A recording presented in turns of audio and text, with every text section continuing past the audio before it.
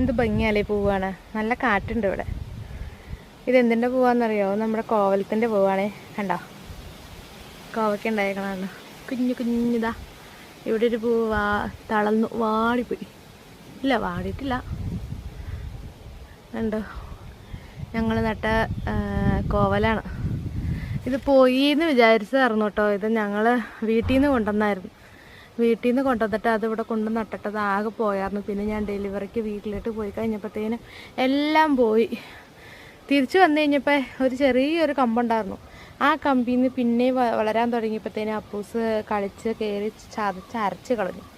എന്നിട്ട് വീണ്ടും അതിന്ന് ഒരു 2 മഴയൊക്കെ പെയ്യുമ്പോഴത്തേക്കും വീണ്ടും അതിന്ന് പൊട്ടി മുളച്ചിട്ട് ഇതാ കണ്ടോ, നല്ല നാടൻ കോവയ്ക്ക ഉണ്ടായിക്കണുണ്ട്. 2 എണ്ണം ഉണ്ടായിട്ടുണ്ട് വലുതായി. ഭയങ്കര സന്തോഷവും. നമ്മൾ നട്ടേന്ന് നമുക്ക് അങ്ങനെയല്ലേ, നമ്മൾ നട്ടതിലിങ്ങനെ ഓരോന്നൊക്കെ ഉണ്ടായി കിടക്കാണ്ട് നമുക്ക് ഭയങ്കര സന്തോഷമല്ലേ. അതുപോലൊരു സന്തോഷം. എനിക്ക് കോവയ്ക്ക ഭയങ്കര ഇഷ്ടം. അപ്പൂസിന് ഭയങ്കര ഇഷ്ടമാണ് കേട്ടോ കോവയ്ക്ക. പിന്നെ കോവയ്ക്ക ഇല വെച്ച് തോരനുണ്ടാക്കി കഴിക്കാനൊക്കെ ഞങ്ങൾക്ക് ഭയങ്കര ഇഷ്ടം.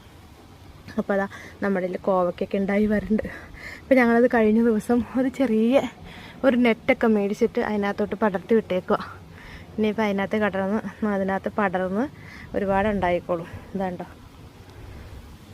ഇതിൻ്റെ ചോട് കണ്ടോ, ഈ ചോട് ഇതൊക്കെ ഇളകി പറഞ്ഞിരിക്കുക. ഇത് ഈ പിള്ളേർ ചവിട്ടി ആകെ അരച്ച് കളഞ്ഞായിരുന്നു. പിന്നെ അതിൽ നിന്ന് ഇങ്ങനെ ഉണ്ടായി വന്നതാണ്.